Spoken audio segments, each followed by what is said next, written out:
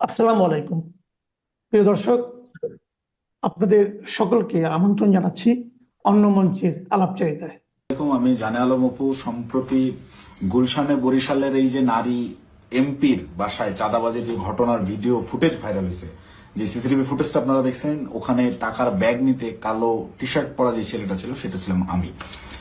আপনারা এই একটি সিসিটিভি ফুটেজের মাধ্যমেই দেখেছেন যে বৈষম্য বিরোধী ছাত্র আন্দোলনের সমন্বয়করা চাঁদাবাজিতে জড়িত। আপনাদের যে সমন্বয়করা গত বছর আন্দোলনে আপনাদের কাছে মহানায়ক ছিল, তারা হয়ে গেল চাঁদাবাজ।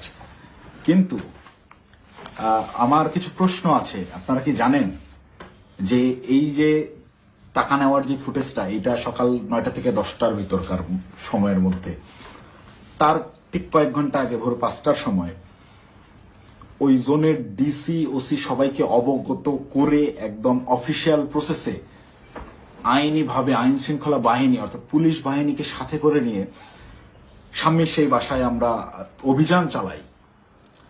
আপনারা কি জানেন সেই অভিযানে যাওয়ার আগে গুলশানেরই কোনো একটা জায়গায় আমার সাথে উপদেষ্টা আসিফ মাহমুদের কথা হয়? কই নিউজ মিডিয়ায় এত কিছু আসলো, এই 2 মিনিটের সিসিটিভি ফুটেজটাই কেন? আগের রাতের গোটা অভিযানের বিষয়টাকে একদম সেফ ধামাচাপা দেওয়া হলো কেন? ভোরবেলার সেই পুলিশ সাথে করে নিয়ে যে অভিযান চালানো হয়, ভোর 5টা থেকে 6টা পর্যন্ত টানা 1 ঘন্টা শাম্মী আহমেদের বাসায় অভিযান চলে। আইন শৃঙ্খলা বাহিনী সহ গোটা বাসা তন্ন তন্ন করে খোঁজা হয়, কোথাও শাম্মীকে পাওয়া যায় না। কিন্তু বাসা অভিযান চলাকালীন সময়ে প্রত্যেকটা জায়গায় আমরা বুঝতে পারছিলাম এখানে শাম্মী ছিল। তার ব্যবহৃত জিনিসপত্র, বেডের পাশে তার ফোন, তার হেডফোন, তার জুতা, এভরিথিং, তার ভ্যানিটি ব্যাগ, সবকিছু একদম স্পষ্ট বোঝা যাচ্ছিল সামনে এই জায়গায় ছিল। সামহাও ইনফরমেশন লিক হয়ে গেছে, সে চলে গেছে। তো যেই 2.5 মিনিটের সিসিটিভি ফুটেজ ভাইরাল করে আমাদেরকে রাতারাতি হিরো থেকে একদম ভিলেন বানানো হলো, যারা এই কাজটা করলো তাদের কাছে আমার অনুরোধ থাকবে এবং চ্যালেঞ্জ করব আমি, যদি সৎ সাহস থাকে আগের রাতের সিসিটিভি ফুটেজটা আপনারা ফাঁস করেন, দেখি কে ফোন করছে, কার কলে, কিভাবে স্বামীর বাসা থেকে বেরোইছে, এবং আইন শৃঙ্খলা বাহিনীর সাথে আমরা যে অভিযানে গেলাম সেখানে আমাদের ভিতর কি কি কথা হয়েছে। আমরা চাঁদাবাজ কিভাবে হলাম? চাঁদাবাজি তো করি নাই। আমাদেরকে পরের দিন সকালবেলা এটা যোগাযোগ রিয়াদের সাথে করছে, রিয়াদের সাথে যোগাযোগ করে রিয়াদকে ডেকে পাঠাইছে তারা। রিয়াদ আমাকে ফোন দেয়, ফোন দিয়ে ডেকে নেয় যে ভাই ওই বাসায় একটু আসতে হবে। তো সে আমাকে প্রাথমিকভাবে জানায় যে স্বামী যায় নাই, এটা এখনো আমাদের কাছে তথ্য আছে, আমি বাসায় নজরদারি করতেছি, আপনি তাড়াতাড়ি আসেন। আমি ইমার্জেন্সি যাই। যাওয়ার পরে রিয়াদ আমাকে নিয়ে ভিতরে যায় এবং বলে যে ভাই উপর থেকে ডেকে পাঠাইছে বলার পর আমরা ওকে তাইলে চল। আবার যাওয়ার আগে একটু আটকাইলাম যে অন্যরা আসুক। পরে বেশ কয়েকজনকে ফোন দিল রিয়াদ, দিয়ে বলে যে ভাই সবাই ঘুমিয়ে গেছে, কেউ আসতেছে না। তো অগত্যা আমি ওর সাথেই গেল। সিঁড়িতে রিয়াদ আমাকে টাচ দেয় যে ভাই ওরা কিছু টাকা পয়সার কথা বলছে, পোলাপানরা চাপানি খেতে টাকা পয়সা দিবে। তা আমি স্বাভাবিকভাবেই মাইন্ডসেট করে নিছি, আমরা তো রাতে যে কজন আসছিল আর পুলিশ সহ সব মিলে সর্বোচ্চ 40 জন হবে। তো পুলিশদেরকে বাদ দিলে এটা 15-20 জন বা 30 জন সর্বোচ্চ। এই কত বা দিবে, 50,000 1 লাখ টাকা হয়তো বা দিবে। এইটা একদম নর্মাল থট থেকে ভাবছি। এই ভেবেই আমি ওর সাথে ভিতরে যাই। ও আমাকে বলে দিছে যে আপনি আপনার, আমি বলছি যে আমি ভাই এগুলা আমার মন সাইদের, আমি কথাবার্তা বলতে পারি না। বলে আপনার কথা বলতে হবে না, আপনি রাতে খুব ভালো রোল প্লে করছেন, আপনারা ওরা ভয় পাবে। আপনি যেভাবে সব জায়গায় খোঁজাখুঁজি করছেন, চিল্লাচিল্লি করছেন, আপনারা ওরা ভয় পাবে। আপনার ফেসটা খালি দরকার, আপনি খালি আমার সাথে তাল মেলাবেন, বাকিটা আমি দেখবো। তো আমি যে গেছি তার সাথে, একটু আমার ভিতরেও ওই সময় হয়তো লোভ আসছে, আমি নিজেকে কন্ট্রোল করতে পারি নাই, বা ওই মুহূর্তে সঠিক ডিসিশনটা কি হবে আমি নিতে পারি নাই। খুব ইনস্ট্যান্ট সিঁড়িতে উঠতেছি আর 2 ধাপ গেলেই আমি বাসার দরজায় চলে যাবো, এতটুকু সময়ের ভিতরে আমাকে সিদ্ধান্ত নিতে হয়েছে। তো এটা আমার ভুল সিদ্ধান্ত হয়তো বা ছিল। ভিতরে গেলাম, গিয়ে বসলাম।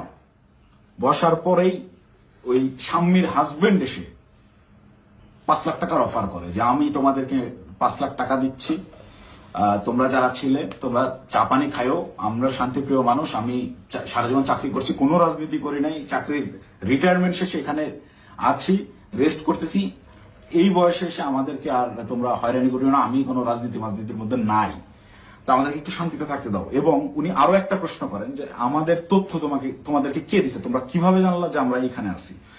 এই দুইটা বিষয় উনি জিজ্ঞেস করেন। একটা হচ্ছে অনুরোধ করেন ওনাদেরকে ডিস্টার্ব না করতে, আর একটা হচ্ছে ওনারা যে এই বাসায় আছেন, স্বামী যে এই বাসায় থাকেন বা ওনারা এই বাসায় আছেন, এই তথ্যটা কে দিছে। এই দুইটা ইসের বিনিময়ে সে 5 লাখ টাকা দিতে রাজি হয় এবং আনতে চলে যায় একরকম, যে তো আমি তোমাকে 5 লাখ টাকা দিচ্ছি, তোমরা এটা নিয়ে যাও। দেন রিয়াদ রেসপন্স যেটা করে, রিপ্লে করে, সেটা শুনে আমি রীতিমতো আকাশ থেকে পড়ছি। ও একরকম ঝাড়ি মেরেই বলে আমি চ্যালেঞ্জ করতেছি, এই আমরা যতক্ষণ ছিলাম গোটা সময়ের ওই প্রায় আমরা 15 থেকে 20 মিনিট ছিলাম, গোটা টাইমের সিসিটিভি ফুটেজ তারা ফাঁস করুক। আমার এই ভিডিও যে সাংবাদিক ভাইরা দেখবে, আপনারা ওই বিল্ডিং আবার যান, বিবিসির সাংবাদিকরা তো আগের বার বেশ কয়েকটা ফুটেজ বের করছেন সিঁড়ি দিয়ে ওঠা নামার। আপনারা কেন সাউন্ড দেন নাই আমি জানি না। আপনারা এইবার যদি যান গোটা ফুটেজটা ফাঁস করেন, এটা আমার অনুরোধ থাকবে। তাহলে ভাই আমি একটু বাঁচি। আমাকে যেভাবে আপনার এই চাঁদাবাজ হিসেবে পরিচয় করাইলেন, ডেকে নিয়ে ভাই টাকার ব্যাগ হাতে ধরাই দিছে। চাঁদাবাজি করতে যাই নাই, জীবনে চাঁদাবাজির কোনো রেকর্ড নেই, খোঁজ নিয়ে দেখেন, গোয়েন্দা লাগান, এভরিথিং। 1 টাকার অবৈধ সম্পদ কোথাও অর্জন করছে কিনা চ্যালেঞ্জ করব, কেউ বের করতে পারবে না। এবং সর্বোচ্চ চেষ্টা করতেছে বর্তমান এই রাষ্ট্রযন্ত্র, সর্বোচ্চ চেষ্টা করতেছে আমাকে ভিলেন বানানোর। আমার বিরুদ্ধে কোনো এভিডেন্স পাচ্ছে না, এরকম কোনো কাজে আমি কখনোই ছিলাম না। আমাকে ডেকে নিয়ে জাস্ট ইউজ করা হয়েছে। যাই হোক, ওই প্রসঙ্গে আপাতত না যাই, ঘটনায় ফিরি। এখানে রিয়াদ রিপ্লেতে বলল যে কিসের 5 লাখ, 1 কোটির নিচে কথাই হবে না। আপনাদের মানিজ্য সব বাঁচাই দিলাম, আত্মীয় স্বজনের কাছে কালার খাইতে হইল না, জেল খাটতে হইল না, কোনো কিছু করতে হইল না। আমি ভাই রীতিমতো 1 কোটি টাকার কথা শুনে হয়েছি যতটা, তার চাইতেও বেশি হয়েছি। অকপটে বলতেছে যে আপনাদেরকে জেল খাটা লাগলো না, কিছু না, আত্মীয় স্বজনের কাছে মানহানি হলো না, মিডিয়া হইলো না, কোনো কিছু হইল না, এটার বিনিময়ে শুধু 5 লাখ। তখন একরকম মাথা ধরে উঠছে আমার যে এইটা কি তাহলে প্ল্যান ছিল। আমি ওই তখন থেকেই রাতে বিভিন্ন ক্লু পাচ্ছিলাম যে স্বামী বাসায় ছিল। তখন আমার মাথায় খেলে যে এটা কি আসলে প্ল্যান ছিল, তাহলে কি প্ল্যান করে স্বামীকে এরা সেফ এক্সিট দিছে এবং সেফ এক্সিট দেওয়ার বিনিময়ে এখানে কোটি টাকা নিতে আসছে। মাথায় যখন আমি প্রশ্নটা ঘুরপাক খায়, আমি ওখান থেকে একটু উঠে চলে যাই যে আমি এইসব টাকা পয়সার ডিলিং আমি থাকবো না। তখন আবার আমার মাথায় এইটা খেলে যে আমি তো রিয়াদের সাথে আসছি, রিয়াদ আমার সহযোদ্ধা, সে আমার পূর্ব পরিচিত, তাকে এখানে একা রেখে আমি কিভাবে চলে যাই একটা আওয়ামী লীগের এমপির বাসায়? একে তো গুম করে দিতে পারে বা এর যে কোনো বিপদ হতে পারে। ওর সেফটির কথা চিন্তা করে ওকে আমি একা রেখে চলে গেলে ওর বিপদ হতে পারে, এই চিন্তা করে আমি আবার ব্যাক আসি না। যাই হয় হোক, আমাকে রিয়াদকে নিয়ে যেতে হবে, অ্যাটেনেও রিয়াদকে আমাকে তাড়াতাড়ি এখান থেকে বের করতে হবে। তো ওই ওদের কথা, ওরা বার্গেনিং চালাতেই আছে। ওটা 1 কোটি থেকে 50 লাখে নামে, 50 লাখের থেকে ওই 50-50 করবে, 25 এখন নেবে, 25 পরে বিভিন্ন রকম বার্গেনিং করতে থাকে। গোটা সিসিটিভি ফুটেজ দিলেই আপনারা দেখতে পাবেন। তো আমি যত ফাস্ট করা যায় এখান থেকে বের হইতে পারলে পারছি। তো আমি রিয়াদকে বারবার কানে কানে বলতেছি তুই এরকম পাগলামি করিস না, তুই থাম। রিয়াদ আমাকে বারবারই বলে আপনি চুপ থাকেন, দেখেন আমি কি করি, আপনি চুপ থাকেন, আমি দেখেন কি করি। তো আমি সাহস আর পাচ্ছিলাম না। উনি একটা সময় করলেন কি, পাশের রুমে গেলেন, পাশের রুমে গিয়ে কাউকে একটা ফোন দিলেন, সর্বোচ্চ 30 সেকেন্ড বা 1 মিনিট পরে একটা লোক আসলেন, এসে বেল চাপলেন, দরজা খুলতেই বাইরে থেকে একটা টাকার ব্যাগ দিল, টাকার ব্যাগটা নিয়ে গেটটা লাগাই দিলেন। ওই টাকার ব্যাগটা সোজা এনে আমার পাশে উনি রাখলেন। আমার পাশে ছোট একটা টেবিল ছিল, রাখতেই পাশ থেকে রিয়াদ আমাকে বলতেছে আপনার তো কাঁধে ব্যাগ আছেই, তাহলে ওটা ব্যাগে ভরে ফেলেন। তো আমার ব্যাগের ভিতরে খাবার ছিল, আমি সারা রাত ধরে জেগেছিলাম, এখানে অভিযান চালিয়ে বাসায় যাচ্ছিলাম, খাওয়া দাওয়া করিনি। সকালে খাওয়ার জন্য খাবার কিনছি, খাবারটাও খেতে পারিনি। এই খাবারটা বের করে রেখে টাকাটা ব্যাগে বললাম ভরে আমি রিয়াদকে বলতেছি চল উঠি। রিয়াদ তখন নতুন আবার কাহিনী শুরু করলো যে না, এই 10 লাখ টাকা নিয়ে যাওয়া যাবে না। সে তখন বিভিন্ন বিনয় আরো টাকা দেন, আপনি টাকা লাগলে ম্যানেজ করেন। সে টাকা ছাড়া উঠবেই না। তাকে একরকম অনুরোধ করে আমি এই জায়গা থেকে বললি যে ভাই তুই আর ঝামেলা বাড়াইস না, তুই চল, আর তুই যদি বেশি ঝামেলা করিস তাহলে আমি এই টাকার ব্যাগও ফেলাই, আমি চলে যাই, তুই একা হ্যান্ডেল করবি। কারণ এখানে টাকা পয়সা এরকম তুই কোটি টাকা নিবি, এটা আমাকে বললাম না। এটা যদিও আমি বাইরে এসে বলছি, লাস্টের লাইনটা।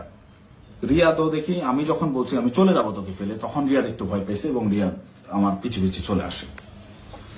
তো বাইরে আসার পরে রিয়াদ আমার সাথে একরকম প্রচন্ড রাগারাগি শুরু করে যে দেখবি আপনি কি পাগল নাকি, আপনার জন্য হইলো না, আপনি মাত্র 10 লাখ টাকা নিয়ে চলে আসলেন কেন? আমি ওরে উল্টা ঝাড়ি মারতেছি, বেটা তুই পাগল নাকি, একটা মানুষের বাসায় গিয়ে ওখানে ক্যামেরা আছে, এই আছে, সবকিছু আছে, একটা মানুষের বাসায় মানুষ কি কোটি টাকা ঘরে রাখে, তুই একজন মানুষের বাসায় গিয়ে আন্দাজে বলতেছিস আমাকে 1 কোটি টাকা দিতে হবে। লোক বলতেছে টাকা নাই, বলতেছি ম্যানেজ করে এনে দেন। এটা তো পাগলামি ছাড়া কিছুই না। তুই কি অন্ধ হয়ে গেছিস? তোর কি বিবেক বুদ্ধি নাই হয়ে গেছে টাকার লোভে? ভাই তো আমার 1 কোটির কথাই বলে দিছে। আমি মানে প্রশ্ন যে করবো কোন ভাই, এটা প্রশ্ন করার আগে দেখি রিয়াদের চোখ মুখ শুকিয়ে গেছে, মানে সেও আতঙ্কিত, তাকে 1 কোটির কথা বলে দেওয়া হয়েছে। এই 1 কোটি কেন আনা হইলো না, বা আমি যে বাধাগ্রস্ত করছি আমার জন্য সে 1 কোটি আনতে পারলো না, এটার জন্য সে আমার উপরে বিরক্ত এবং সে নিজেও নার্ভাস। রিয়াদের চোখে মুখেও দেখি চিন্তার ছাপ। পরে বললাম, কোন ভাই, কখন বললো তোরে, কার কার সাথে কথা বলছিস আমি যাওয়ার পরে? বলছে রাতে কোন ভাই আসছিল দেখেন নাই? তখন আমি 30 সেকেন্ডের মতো চুপ করে থাকি, ভাবতে থাকি। যখন রাতে কোন ভাই আসছিল এইটার সমীকরণটা আমার মাথায় মেলে এবং রিয়াদকে আমি বলি যে ভাইয়ের সাথে কথা বলে আসলাম, তুই কি সেই ভাইয়ের কথা বলতেছিস? রিয়াদ বলে হ্যাঁ। কয় আপনি বুঝতেছেন না, ওখানে ক্যামেরা আছে, সবকিছু আছে, সবকিছুর সামনে আমি 1 কোটি টাকার সাহস করতেছি, এটা কি এমনি এমনি? তখন আমার কাছে একটু এলেও বিশ্বাসযোগ্য মনে হচ্ছে যে না, আসলে এইটুকু একটা ছেলে, ও 1 কোটি টাকা চেয়ে ফেলছে, ক্যামেরা আছে, এটা জেনে সহ ও জানে। কিন্তু এই বাসায় আমরা 3-4 ঘন্টা আগেও পুলিশ সহ অভিযান চালিয়ে গেছি, বাসার কোথায় কি আছে সব জানা। ও খুব ভালো মতো জানে এখানে সিসিটিভি ক্যামেরা আছে, সব রেকর্ড হচ্ছে। তারপর ও বিন্দু পরিমাণ ভয় ছাড়া ও অকপটে 1 কোটি টাকা চেয়ে ফেলছে। তাহলে অবশ্যই ওর কথার কিছুটা হলেও সত্যতা আছে, ওর পেছনে ওই রকম ব্যাকআপ আছে। তো আমি একরকম মন খারাপ করে চলে যাচ্ছি, আমার মাথায় কিছু কাজ করতেছে না। তো রিয়াদ আমাকে জোর করে টেনে রিক্সায় তুলে ওই টাকার ব্যাগ সহ ঢাকার বিভিন্ন জায়গায় ঘোরাঘুরি করতে গেছে। আমাকে বিভিন্নভাবে কনভিন্স করতে থাকে, ভাই উনি তো বলছে, আমি নেমে আসার পরেও রিয়াদ গেটে ছিল, ওদের সাথে বার্গেনিং করে আসছে, 2 দিন সময় দিয়ে আসছে যে 2 দিন পর আমরা আবার আসবো, এটা বলে আসছে। তো আমাকে বলতেছে, ভাই ওনাকে 2 দিন সময় দিয়ে আসছি, 2 দিন পরে কিন্তু আসতে হবে, আমাদেরকে টাকা তুলতে হবে। আমি ওর কথা বাড়াইলাম না, বললাম দেখা যাবে। আমি খালি চাচ্ছিলাম এখান থেকে আমি কাটতে পারলে পাচ্ছি, আমি কিসের মধ্যে পড়ে গেছি। এই ভাবে রিয়াদ চলে গেল ওখান থেকে ওই ওর বাসার দিকে। খুব সম্ভবত এটা মধ্যবাটা বৈঠাখালী নামের একটা জায়গায় যাবে, সেই জন্য একটা সিএনজি নিল এবং আমাকে ছেড়ে দিল। আমি আমার মতো চলে গেলাম এবং যাওয়ার সময় আমি ওকে জিজ্ঞেস করলাম, তুই টাকাগুলা কি করবি? ও বলছে, ভাই পোলাপান যেগুলো আসছে পোলাপানদেরকে দিতে হবে, তারপর ওই বাকি টাকাও তুলতে হবে, সব টাকা একসাথে তুললে তারপরে তো এটা ভাগাভাগির হিসাব। আমি তো টাকাই তো তুলতে পারলাম না, এটা তো যা দিচ্ছে এটা তো আজকের পোলাপানেরই খরচ, পোলাপানের চাপানি খাইতে দিছে। আমি একটু চিন্তায় পড়লাম, তারপর আমি বললাম তাহলে পোলাপানদের দিয়ে দিস। ও বলছে ওকে, বিকালবেলা ইনশাল্লাহ এটা ভাগাভাগি করবো, আপনাকে ফোন দিয়ে জানাবো। তো বিকালে আমি তো এর মধ্যে আমি বেশ কয়েকজনের সাথে রাতে যারা ছিল তাদের বেশ কয়েকজনের সাথে যোগাযোগ করি এবং তাদের কথাবার্তা আমি সরাসরি স্বীকার করি নাই বা বলি নাই যে রিয়াদ এরকম করছে। তাদেরকে আমি বিভিন্নভাবে ঘটনাটা সম্পর্কে অবগত করার চেষ্টা করি, যেহেতু এরকম কিছু হয়েছে কিনা বা রিয়াদ কোনো টাকা পয়সা দিয়েছে কিনা। তো সবাই অস্বীকার করতেছে, মানে যারা আসছিল এই অভিযানটা চালাইতে তারা কেউ এই বিষয়ে অবগতই না। তার মানে এখানে ওই যে আমাদের গ্রুপে ইনফরমেশন দেওয়া হলো অমুক বাসায় আওয়ামী লীগের এমপি আছে বলে ছাত্রদেরকে চেতায় দেওয়া হলো, চেতায় দিয়ে এই ছাত্রদেরকে মব করতে পাঠানো হলো। ওখানে ছাত্রদেরকে পুলিশ বাহিনী সহ ওই এমপির বাসায় পাঠাইয়া ওই পরিবারকে ভয়ভীতি প্রদর্শন করা হলো। করার পরে ছাত্ররা সবাই যে যার মতো বাসায় চলে গেল। তারপরে চাঁদাবাজের দল চাঁদাবাজি করতে আসলো। ঘটনা এইটাই। এখান থেকে মাঝখান থেকে সাধারণ ছাত্ররা ব্যবহৃত হইল। এই ব্যবহারের তালিকায় সেদিন আমিও পড়ছি, আমিও ব্যবহৃত হয়েছি এবং বিভিন্ন সময় বিভিন্ন ঘটনায় এরা এইভাবে বিভিন্নভাবে ছাত্রদেরকে ব্যবহার করে এইসব করে। তারপর বিকালবেলা রিয়াদ আমাকে ফোন দেয়, ফোন দিয়ে ডাকে হচ্ছে রামপুরায়। তো এমনিতেই আমি হাতিরঝিলে যেতাম, তারপরের দিন আমাদের বেসরকারি বিশ্ববিদ্যালয়ের প্রোগ্রাম হাতিরঝিলে, সেই প্রোগ্রামের বাস্তবায়ন কমিটিতে ছিলাম, ভেন্যু পরিদর্শনের জন্য যাওয়ার কথা। এমনিতেই যেতাম, তো ওর কথা শুনে আমি একটু হাতিরঝিল থেকে আগায় গেলাম রামপুরার দিকে। তো ওর সাথে যখন যাই সে আমাকে বিভিন্নভাবে কনভিন্স করার চেষ্টা করে যে ভাই আপনি অপ্রস্তুত হয়ে পড়ছেন, এটা বুঝছি, কিন্তু এটা এভাবেই হয়, এরকমই, আপনি বলার জন্য আপনি জানেন না। সে আমাকে ইনে বিনে বিভিন্নভাবে প্রলোভন দেওয়া শুরু করে যে আপনি এ যাবত আপনি কয় টাকার মালিক, আপনি কয় টাকা কামাইছেন। দেন আমি ওকে ডিরেক্ট বলি যে ভাই এই মাসে আমার সেমিস্টার ফাইনাল পরীক্ষা গেছে, আমি টিউশন ফি দিতে পারি না, জন্য পরীক্ষা দিতে পারিনি। আপনার জায়গায় যদি আমি থাকতাম, রিয়াদ সরাসরি আমাকে বলছে, আপনার ফেস যদি আমার থাকতো, আমি যদি আপনার কেন্দ্রীয় যে পদ, সেই পদ যদি আমার থাকতো, এতদিন আমি কমপক্ষে 20 কোটি টাকা কামাইতাম। রিয়াদ আমার মুখের বলছে আপনি একটা বলো। তো আমার এই কথাগুলো শুনে আরো বেশি খারাপ লাগতে লাগলো যে কি বলে, প্রচন্ড মন খারাপ। আমি ওকে বলি যা হয়েছে বাদ দাও, আমরা হাতিরঝিলে যাই, প্রোগ্রামের কি অবস্থা দেখি। আমার মূল কনসার্ন আমার আবার সাংগঠনিক কাজে ফেরা। তো হাতিরঝিলের প্রোগ্রামের ওইটা পরিদর্শন করে ওই জায়গা থেকে সন্ধ্যা হয়ে গেছে। রিয়াদ আমাকে কন্টিনিউয়াসলি পুশিং করে যাচ্ছে, সে আমাকে নিয়ে মহাখালী যায়। মহাখালী ওখানে ইয়ামাহার শোরুম থেকে সে আমাকে একটা বাইক কিনে দেয় এবং এটা সে প্রায় সময় এরকম হয়েছে যে রাত বেশি হয়ে গেছে, আমি বাসায় ফেরার জন্য সেফ কোনো কিছু যানবাহন পাচ্ছিলাম না, ম্যাক্সিমাম টাইম আমাকে ওই উবার ভাড়া করে যাইতে হইতো, আমি ওদের কাছ থেকে টাকা ধার নিতাম এবং প্রায়শই এটা বলতাম যে আমার একটা বাইক থাকলে খুব ভালো হতো। এইটাকে সে কাজে লাগে, আমাকে একটা বাইক কিনে দেয়, সে আমাকে সাথে করে নিয়ে গিয়ে এবং সে আমার পিছনে বাইকে চড়ে ঘুরে ঢাকা শহরের বিভিন্ন জায়গায়। এবং পরবর্তীতে পরের দিন অনুষ্ঠানটা শেষ হয় কোনো মতে, 18 তারিখের প্রোগ্রামটা শেষ হওয়ার পরে সে রাত্রেবেলা আমাকে ফোন দেয় যে ভাই 2 দিন তো হয়ে গেল, আমাদেরকে ওই বাকি 40 লাখ টাকা আনতে যাইতে হবে, এটা তো 1 কোটি নেওয়া যেত, আপনি খালি পাকনামি করে 50 লাখে নামা দেন। তখন তো আমি অস্বীকার করি, না ভাই আমি এইসব কাজে আর যাবো না। দেন আমাকে ডিরেক্ট ব্ল্যাকমেল, আপনি ওই টাকা দিয়ে বাইক কিনছেন, আপনার ফুটেজ আছে তো, আপনি বাইক কিনছেন, শোরুমে ডকুমেন্টস আছে, আপনি তো এটার পার্ট, আপনি যে টাকা ভোগ করছেন আপনাকে তো যাইতেই হবে। তখন আমার মাথা রীতিমতো কাজ করা বন্ধ হয়েছে যে আমি তো পুরো ট্র্যাপে ফেসে গেছি। আই হাই, এই বাইকটাই আমি কেন নিলাম, আমার ভোটার আইডি কার্ডটাই ওখানে আমি কেন দিলাম, আর এই হারামজাদার টাকা আমি গেলামই বা কেন? প্রচন্ড রকম আফসোস শুরু হলাম, আমি এই কিসের মধ্যে পড়লাম এরকম ভাবতে হবে। সারা রাত আমার ঘুম হয় নাই। আমার ফেসবুকে গেলে এখনো ওই দিন আমার দেওয়া যে স্ট্যাটাসটা, আমি প্রচন্ড মেন্টাল ট্রমায় আছি। তার আগের রাত সারা রাত ধরে গত বছর জুলাইয়ের সেই আন্দোলনের স্মৃতিগুলা, এই আমার ভাইদের রক্তাক্ত সেই দেহগুলা, এই গুলি চালানোর দৃশ্যগুলো সবকিছু আমার চোখের সামনে ভাসতে থাকে। আমার ভাই সারা রাত ঘুমায় নাই যে কি করলাম, কি হচ্ছে, কি এটা কি। মানে আমি পরের দিন সকালে এটা পোস্টও করছি যে আমি প্রচন্ড মেন্টাল ট্রমায় আছি, জুলাইয়ের ওই স্মৃতিগুলো আমার মাথা থেকে যাচ্ছে না, আমার চোখের সামনে ভাসতেছে, আমি ঘুমাইতে পারতেছি না, নিজেকে অসহায় লাগতেছে, এই ধরনের একটা পোস্ট করছিলাম। এবং এটা তখন আমার বাস্তব ফিলিংস ছিল। আর উপরে এর আবার রিয়াদের ফোন আসেই, কখন বেরোবেন, কখন আসতেছেন, এই এরকম করতে করতে সন্ধ্যাবেলা আমি বাংলা মোটর অফিসে গেলাম। সেখানে একটা প্রেস ব্রিফিং করা হয় 18 তারিখের প্রোগ্রামে, বেশ কিছু প্রবলেম ছিল সেগুলো নিয়ে। প্রেস ব্রিফিং শেষে রিয়াদ আমাকে বলে উপরে ওয়াটারফল রেস্টুরেন্টে গিয়ে আপনি বসেন, আপনার সাথে কথা আছে। আমি ওয়াটারফল রেস্টুরেন্টে গিয়ে বসি। রিয়াদ সমস্ত ছেলেপেলেকে নিচে নিয়ে গিয়ে চা খাওয়াইয়ে পাঠিয়ে দিছে।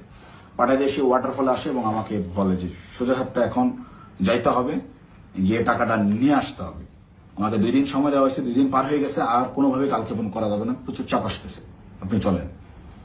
তো আমি একরকম চিপাই পড়ে গেছি। ওর কথা শুনে আমি ওই জায়গায় যে রেস্টুরেন্টে বসছি, ওইখান থেকে বের হওয়ার আর অপশন নাই। তো আমি বাধ্য হয়ে বললাম আচ্ছা চল দেখা যায়।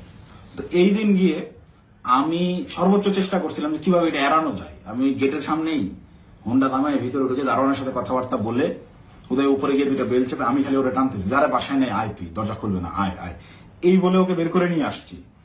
নিয়ে আসার পরে আবার হোন্ডা টান দিয়ে চলে আসছি। তারপর থেকে ওই দিন থেকে আমি ওর সাথে যোগাযোগ করা বন্ধ করে দিছি। টানা 2 দিন ওর সাথে আর যোগাযোগ করি নাই। ও আমাকে মেসেজ দেয় বিভিন্ন ভাবে, আমি যে টাকা নিছি, আমাকে যে ট্র্যাপে ফালানো হচ্ছে এইটা বারবার সে উল্লেখ করার চেষ্টা করে। আমাকে মেসেজ করে, ভাই টাকা নিয়ে হারায় গেলেন, খোঁজ নাই কেন? প্রত্যেকটা মেসেজে টাকা শব্দটা মেনশন করে, যেন পরবর্তীতে সেটা স্ক্রিনশট আমার বিরুদ্ধে ব্যবহার করতে পারে বা আমাকে বোঝায় যে তুমি যে টাকা নিচ্ছ এটা কিন্তু এভিডেন্স আছে, আমাকে ব্ল্যাকমেল করার চেষ্টা করে। তো আমি রিয়াদের মেসেজ রেসপন্স করা অফ করে দিলাম একটা সময়। এবং যখন দেখলাম আমি ট্র্যাপে ফেসে গেছি এবং ওরা যা বলে আমাকে তাই করতে হবে, তখন আমি রিয়াদের সাথে সম্পূর্ণরূপে যোগাযোগ করা বন্ধ করে দিই এবং রিয়াদকে বলি তুই যদি আমাকে এইগুলো নিয়ে চাপ দিস তাহলে আমি কিন্তু সমস্ত কিছু ফাঁস করে দেবো এবং ওই বাসায় তুই যদি আরেকবার যাস, আমি এখনই ওই বাসার লোককে ফোন দিব, সে যেন থানায় বলে রাখে, পুলিশ দিয়ে তোদের যেন ধরায় দেয়, অথবা এই সিসিটিভি ফুটেজ যেন ফাঁস করে দেয়, আমার যা হবে হবে, তোদের এইসব আমি আর মানতে পারতেছি না। দেন রিয়াদও ভয় পেয়ে যায়, একরকম ও আমাকে থ্রেট মনে করা শুরু করে। ও দেখে রিয়াদ আর ভয় আমার সাথে যোগাযোগ করতেছে না। এবং সর্বশেষ যে ঘটনাটা ঘটে, রিয়াদ যেদিন ধরা খায় সেই দিন সে আমাকে না জানাই গেছে, সে আমাকে থ্রেট মনে করা শুরু করে। এবং এইটা সে তার উপর লেভেলের যে ভাইরা আছে, যে ভাইরা তাকে নিয়ন্ত্রণ করে, সেই ভাইদেরকে সে জানায় যে অপু এটা পজিটিভলি নেয় নাই, প্রচুর সমস্যা করতেছে। আর আসলে পজিটিভলি নেওয়ার মতো না, এই এক্সপিরিয়েন্স আমার লাইফে ফার্স্ট টাইম। তো রিয়াদ ওই দিন যে গেল আমাকে সম্পূর্ণরূপে না জানায় এবং আমার কোনো আগ্রহ ছিল না, আমি ওইটাতে যাইও নাই এবং আমি যাব না জন্যই, ওদের এই ট্র্যাপে আমি আর ইউজ হব না জন্য প্রচন্ড রাগে ক্ষোভে আমি একরকম ওই ফোন টোন সব অফ করে একটু সাইলেন্ট হয়ে যাই, যে আমাকে যেন না পায়। আমার ভালোই লাগতেছে না, আমার বিবেকের তাড়নায় আমার মন চাচ্ছিল আত্মহত্যা করি। মানে আমার কিছু করার নাই, ওরা ব্ল্যাকমেল করা শুরু করছে, আপনি হোন্ডা কিনছেন, এই করছেন সেই করছেন। রিয়াদ যেদিন অ্যারেস্ট হয়ে প্রথমে থানায় গিয়ে প্রথম স্টেটমেন্টই এটা দিছে যে এই জায়গায় চাঁদাবাজি জানে আলম অপু করছে, টাকা জানে আলম অপু নিছে, সেই টাকা দিয়ে সে বাইক কিনছে। মানে এইটা পূর্ব থেকেই ওকে শেখানো স্টেটমেন্ট ভাই টাকা নিলে 10 লাখ, থানায় গিয়ে সাংবাদিকদের সামনে বলতেছে যে এরা 5 লাখ টাকা দিচ্ছে, 5 লাখ টাকায় জানালো নিয়েছে, নিয়ে 3 লাখ টাকা দিয়ে বাইক কিনছে, বাকি টাকা ওর ওয়াইফের চিকিৎসায় খরচ করছে। মুখস্থ বয়ান বলে দিবি, তুই কি জানোস আমার ওয়াইফ অসুস্থ কিনা? আন্দাজে একটা কথা যে বলে দিল। আমার ওয়াইফের গত 6 মাসে ওইরকম মেজর কোনো অসুস্থতা আসে নাই যে যার জন্য মেডিকেলে টাকা দিতে হবে। যাই হোক, রিয়াদ অ্যারেস্ট হয়ে থানায় গিয়ে যখন প্রথম স্টেটমেন্টটাই আমার বিরুদ্ধে দিল, এবং ওই জিনিসগুলো যখন আমি দেখলাম যে আমার সিসিটিভি ফুটেজ ভাইরাল করা হয়েছে, এবং রিয়াদ রিমান্ডে তো গেল পরে, আমি রিমান্ডে যাওয়ার পর স্টেটমেন্ট দিলেও আমি বলতে পারতাম যে সে নির্যাতনের ঠেলায় হয়তোবা নিজে বাঁচার জন্য দোষ আমার উপর পার করেছে। তা না, সে অ্যারেস্ট হয়ে থানায় গিয়ে প্রথম স্টেটমেন্টই দিচ্ছে আমার বিরুদ্ধে যে এইগুলো সব জানালো মুখ করছে। এটা তার শেখানো গুলি ছিল, তার উদ্দেশ্য ছিল আমাকে কর দেওয়া। এবং এখন পর্যন্ত রিয়াদের বিষয়টাকে ইচ্ছাকৃতভাবে মিডিয়া ট্রায়ালে রাখা হয়েছে। যতক্ষণ পর্যন্ত আমাকে না ধরতে পারবে, এই সমস্ত দোষ আমার উপরে না চাপাইতে পারবে, ততক্ষণ পর্যন্ত এরা থামাবে না। এরা আমি বাইরে থাকার থ্রেড মনে করতেছে। আমি আসতেছি, যে কোনো সময় আমি অ্যারেস্ট হয়ে যেতে পারি। আমাকে ওই হাসিনার মতো গুম করা হবে। হাসিনা যেভাবে নিয়ে আয়না ঘরে রাখতো মানুষজনকে, কেউ জানতো না, বলতো সে নিজে একা একা হারায় গেছে। আমাকে বলতো যে সে চাঁদাবাজি করছে, করে এখন গাড়া গাচ্ছে, কোথায় না কোথায় গিয়ে আছে। তো আমি জানি না আমার আসলে কি অপেক্ষা করতেছে, তবে আমি মহান আল্লাহ তাআলার কাছে শুকরিয়া জ্ঞাপন করতেছি। হয়তোবা জীবনে কোনো একটা ভালো কাজ করছিলাম, যার বিনিময়ে আল্লাহ তাআলা আমাকে ওই দিন ওই জায়গাটায় নেওয়া থেকে বিরত রাখছিলেন। আল্লাহ তাআলা হয়তোবা চান নাই যে আমি ওই পরিমাণ বেইজ্জতি হই, যার কারণে আমাকে নেয় নাই। আমি শুকরিয়া আদায় করি মহান আল্লাহ তাআলার কাছে, আমি চিরকৃতজ্ঞ।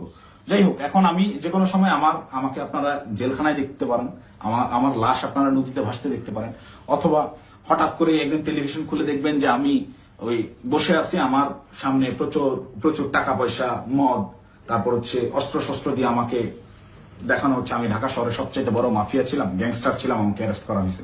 এরকম যে কোনো নাটকই সাজানো হইতেই পারে। তো এই নাটকগুলো যদি সাজানো হতে পারে, বা আমাকে এভাবে ফাঁসানো হতে পারে, আমাকে দিয়ে এই কথাগুলো বলানো হতে পারে, তার আগেই সঠিক সত্যটা জাতির উদ্দেশ্যে, জাতিরকে জানানোর জন্য আমার এই ভিডিওটা বানানো। এখন আসি, অনেকেই এই ভিডিও দেখে বলবেন যে ভাই তুই এই 4-5 দিন ধরে চুপচাপ থেকে খুব সুন্দর স্ক্রিপ্ট লিখছিস। অনেকে, আমি যখন পোস্ট করছিলাম যে আমি গোটা বিষয়টা ক্ল্যারিফিকেশন একটা ভিডিও দিব, অনেকেই কমেন্ট করছে যে হ্যাঁ ভাই সময় নেন, সমস্যা নাই, ভালো করে স্ক্রিপ্ট লেখেন, তারপর আইসেন। তো এইখানেও যারা বলবেন যে স্ক্রিপ্ট করা হয়েছে, তাদেরকে আমি বলবো ওই 17 জুলাই, 16 জুলাই পার হয়ে রাত 12টার পরে, যখন 17 জুলাই পরে, ওই 17 জুলাই ভোর 4:15 থেকে 30, এই 15 মিনিট সময়, কিংবা 4:10 থেকে 4:30, এই 20 মিনিট, বা আমি যদি আরো 10 মিনিট বাড়াই, 4:10 থেকে 4:40 পর্যন্ত 30 মিনিট আমি বললাম, এই 30 মিনিটের ওই যে গুলশান 2 মোড় পার হয়ে যেই 5 স্টার হোটেলটা, ওয়েস্টিন ইন্টারন্যাশনাল যে হোটেলটা, এই ওয়েস্টিনের নিচে সাদা সিএফ মোটো বাইকে হেলমেট লাগানো অবস্থায় আমার সাথে কথা বলতেছিলেন একজন উপদেষ্টা। সেই উপদেষ্টা ছিলেন আসিফ মাহমুদ সজীব ভুইয়া। আপনাদেরকে চ্যালেঞ্জ করব, আমাকে ভুল প্রমাণ করার আগে আপনারা ওই সিসিটিভি ফুটেজ জাতির সামনে আনবেন, এনে দেখাবেন যে ওই সময় আসলে এরকম কোনো কিছু ঘটে নাই। আমার সাথে আসিফ মাহমুদ সজীব ভুইয়ার কোনো কথাবার্তা হয় নাই, সে ওখানে আসে নাই। একজন উপদেষ্টা ভোর 4টার সময় বাইকে চড়ে হেলমেটের মুখ ঢেকে গুলশানের মতো অভিজাত এলাকায় কি কাজে আসে, এটা আমার জানার কথা না। আমি তো মামুলি পার্সন, তারা তো হাই লেভেলের পার্সন। আর আমার সাথেই কেন কথা বলতে হয় বা কি বা কথা হয়। এবং ওই যে রিয়াদ বললো রাতে যেই ভাই আসছিল, এবার সমীকরণটা আপনারাই নিলাম যে রাতে কোন ভাই আসছিল, কোন ভাইয়ের সাথে আমার কথা হয়েছে, এবং কোন ভাইয়ের কথা রিয়াদ ইন্ডিকেট করছে। শুধু ওই ভাই না, আরো যে সব ভাই আছে, সব ভাইরাই এটাতে জড়িত, এবং এটা ওপেন সিক্রেট। এই সকল ভাইরা, এই যে আমাদের আসিফ মাহমুদ সজীব ভুইয়া ভাই সেদিন যে সিএফ মোটো বাইকটা নিয়ে আসছে, এই রাত্রেবেলা বাইক রাইডিং করতে সে গুলশানে আসছে, ওই ওয়েস্টিনে 5 স্টার হোটেলে ছাড়া সে বসে না কোথাও। সে ওই গত বছর জুলাইতেও 50,000 60,000 টাকা দামের সেকেন্ড হ্যান্ড একটা স্কুটি চালাইতো, এখন সে সিএফ মোটো চালায়। যাই হোক, এটা চোখের সামনে আপনাদের কে কি করছে, আঙ্গুল ফুলে কলা গাছ কিভাবে হয়েছে। যে সকল ছেলেপেলেরা ওই হলে থাকতে পারতো না ছাত্রলীগের যন্ত্রণায়, বাইরে বাসা ভাড়া নিয়ে থাকবে, বাসা ভাড়ার টাকা থাকতো না, বিভিন্ন রাজনৈতিক নেতাদের কাছ থেকে টাকা ধার নিয়ে থাকতে হইতো, ডোনেশনে যাদের ম্যাচ ভাড়া চলছে তারা এখন ডুপ্লেক্স বাড়িতে থাকে, নিজস্ব গাড়িতে চলাফেরা করে। এটা এটা গোটা জাতি জানে। আমি আসলে এমনিতেই তো আমাকে যথেষ্ট পরিমাণ ট্র্যাপে ফেলানোর চেষ্টা করতেছে। তো আমার মনে হয় যে এই বিষয়গুলো ক্লিয়ার না করে গেলে আমাকে দিয়ে ওরা যে কোনো স্টেটমেন্ট দেওয়া হতো। একটা ছোট্ট ক্লু দিই, রিয়াদের সাথে অ্যারেস্ট হওয়া যে 4টা ছেলে, এই 4টা ছেলে এই ঘটনার কোনো কিছুই জানে না। এই 4টা ছেলেকে রিয়াদ একইভাবে আমাকে যেরকম বলছে ওই সাময়িকা পাওয়া গেছে আপনি আসেন এই বলে নিয়ে যে ব্যবহার করছে, ওই আমাকে খালি বলছে যে আপনি রাতে অনেক ভালো ভূমিকা রাখছেন, আপনার ফেসটাই আনাফ, আপনারা দেখলেই ভয় পাবে ওরা। ঠিক তেমনই ভাবে এই কয়েকটা ছেলে পেলে নিয়ে গেছে যে তোদের কিছু করতে হবে না, তোরা খালি চুপচাপ দাঁড়ায় থাকবি, যা করার আমি করবো। এইরকম কোন একটা প্রলোভন দিয়ে এই ছেলেগুলোকে নিয়ে গিয়ে ফাঁসাইছে। ফাঁসানোর পরে এরা রিমান্ডে গেল।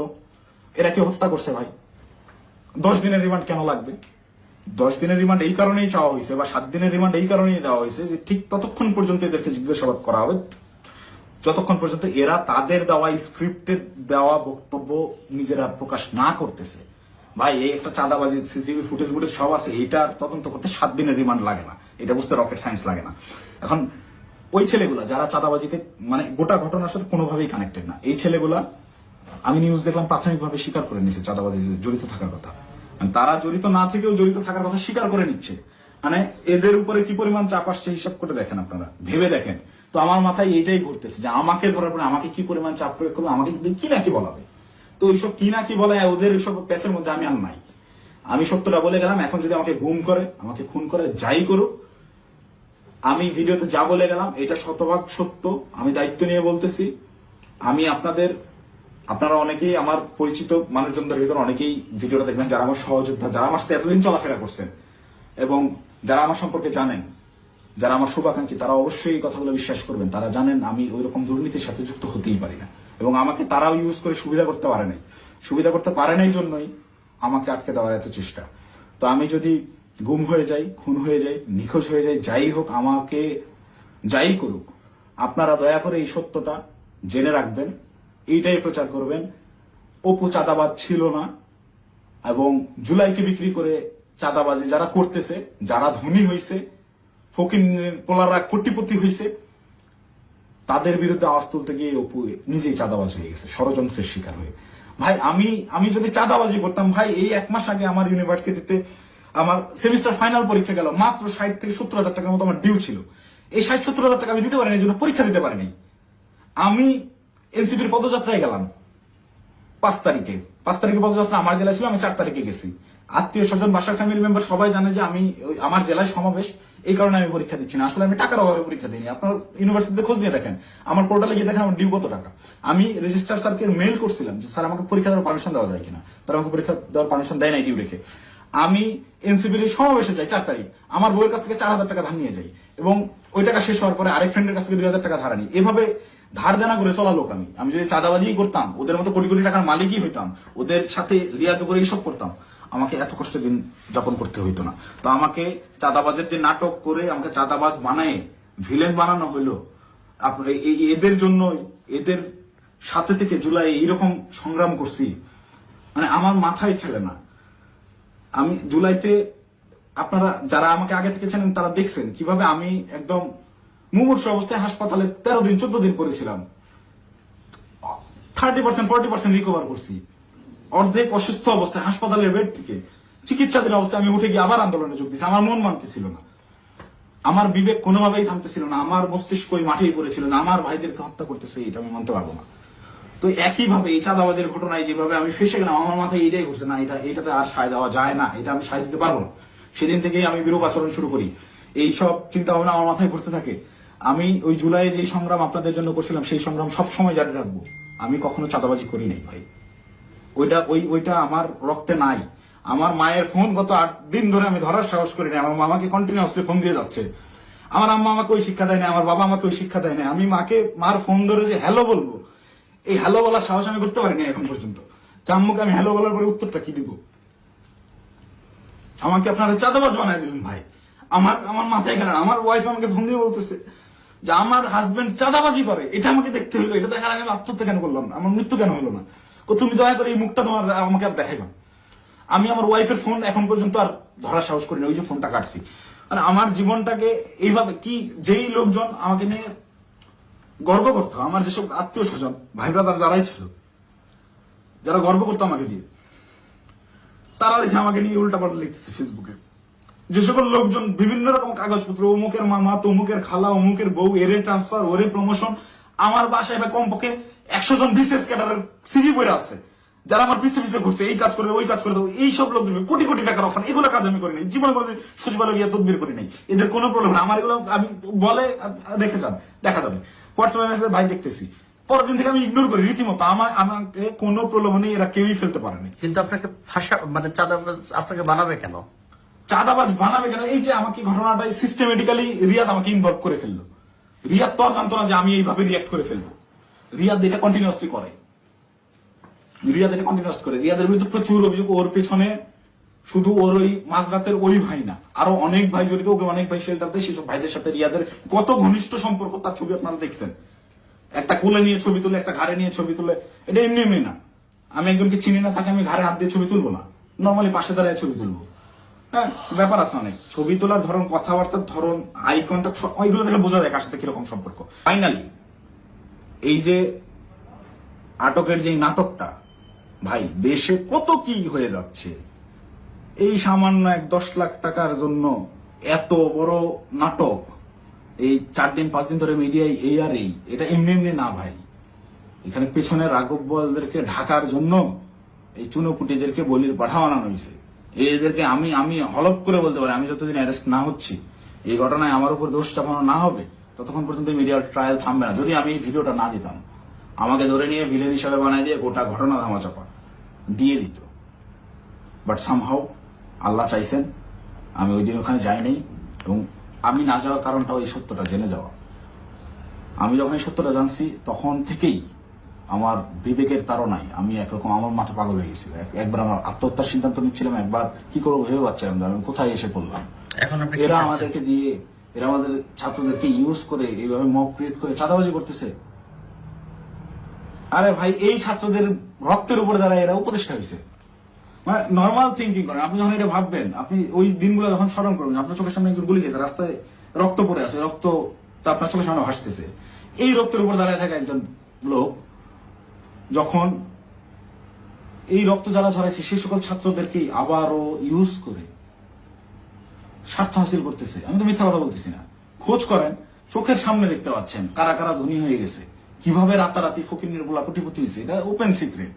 এবং এদের এইসব টাকা পয়সা আসছে থেকে এইভাবেই প্রত্যেকটা গ্রুপ। এই যে মোহাম্মদপুর থানায় আহ্বায়কে গ্রেফতার হইল, মোহাম্মদপুর থানার মতো একটা ছোট্ট একটা থানার একটা বৈষম্যবিরোধী ছাত্র আন্দোলনের আহ্বায়ক, যে ভোলা থেকে উঠে আসছে একটা ছেলে, সবাই মাত্র পলিটেকনিক পাশ করে আসছে, অনার্সে ভর্তি হয়েছে, বিএসসি করতে ভর্তি হয়েছে। এই ছেলে ঢাকা ইউনিভার্সিটিতে পড়ুয়া স্টুডেন্টের কাছে 1 কোটি টাকা চাঁদা চাচ্ছে।